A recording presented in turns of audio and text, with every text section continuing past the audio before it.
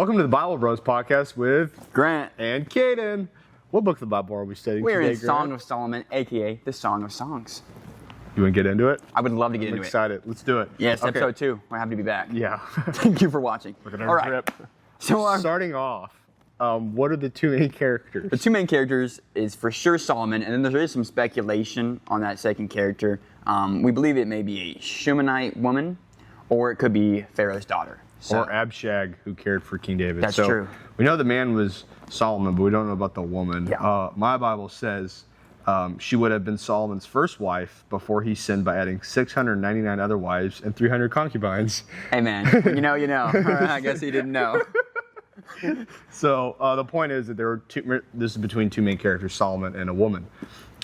Moving on. So after discussing characters, moving on to theological themes. So this is where we get into the meat and potatoes of this, because I overall like the main message of Song of Songs, because you can get lost in the sauce a little bit, so it's important to talk about the main theme. So hungry. you could read this book in two different ways. You could read it in the allegorical interpretation, which means you're reading this book with no historical basis, meaning that every conversation that the man and the woman had between each other was purely a metaphor, and it never existed, and it was more of like a parable. Yeah. Now the typological interpretation, which is one that Grant and I think is the best way to read this book, is where you acknowledge the historical reality, but focus on the allegorical interpretation. So, meaning that we trust this book as being historically accurate, meaning that the things that happened between the man and the woman did happen, but you read it as a metaphor.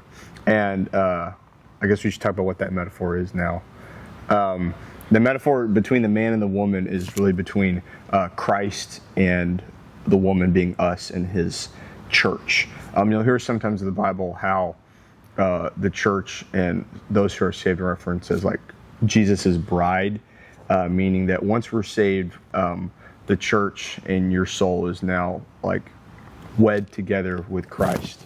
And this book really highlights that. So between Solomon and the woman, and between Jesus and our relationship with him, and how it's a love story with its complications, but how it mirrors that of a love between a man and a woman.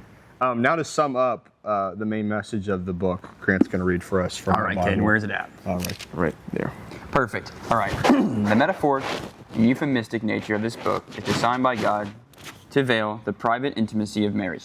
Its beautiful expressions of romantic love are purposely shrouded in poetic language, intended only to give general insight into the joys of passion, desire, and romance. In this way, the song expresses the wonders of marital love while distancing itself from anything crass or explicitly sensual. Yeah, that's good. So basically what that's saying is that the romantic relationship between the man and the woman, and the passion, namely, is the same as between our relationship with Christ, not in a romantic sense, more just the passion and joy found in a marriage with Christ is one that mirrors a marriage between a man and a woman shown in this book. So it's a big illustration, I would argue, of the freedom and passion that we find in our relationship with Christ. Amen. Amen. Caden? This has been Bible Bros. Until next time. See you later.